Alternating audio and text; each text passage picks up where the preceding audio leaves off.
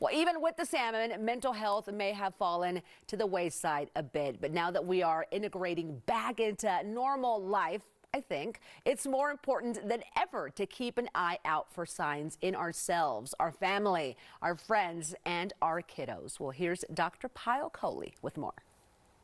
Dr. Kohli, it's always so great to see you, and it makes my mental health soar when I see you. So thank you for joining us.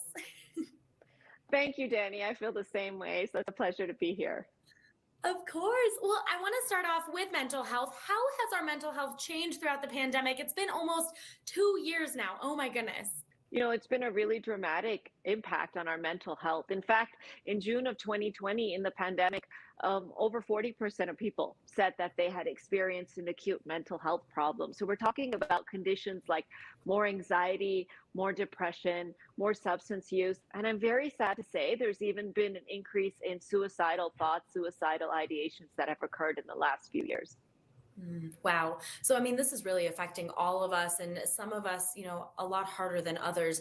I want to talk too about the kids in our lives. What are some signs that parents should be on the lookout for in their children who might be struggling with their mental health? You know, kids can present very atypically when it comes to mental health issues. Your child isn't necessarily going to tell you that they're depressed or they lack motivation. You may just notice a change in their behavior. So you may notice more hyperactivity.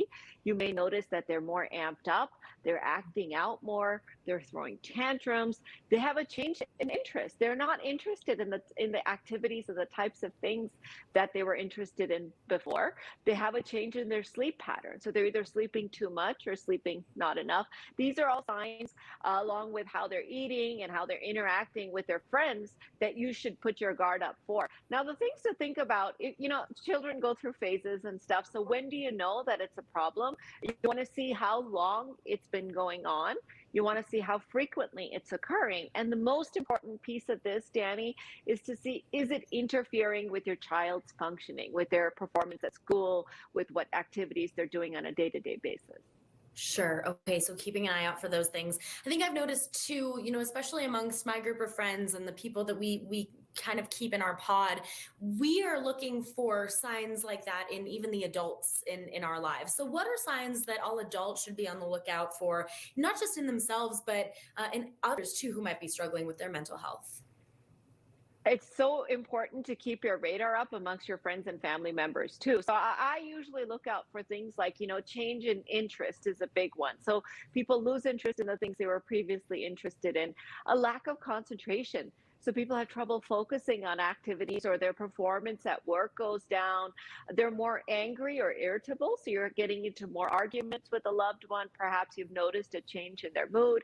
You notice changes in their weight or changes in their appetite. So they're either eating a lot more or they're potentially eating a lot less than they did before. Similarly, for their sleep pattern, sleeping a lot more, sleeping a lot less. And guilt is another one. So when somebody starts to become depressed, they can have increasing feelings of guilt and questioning themselves. So these are all things to look out for in your friends and family members. Okay.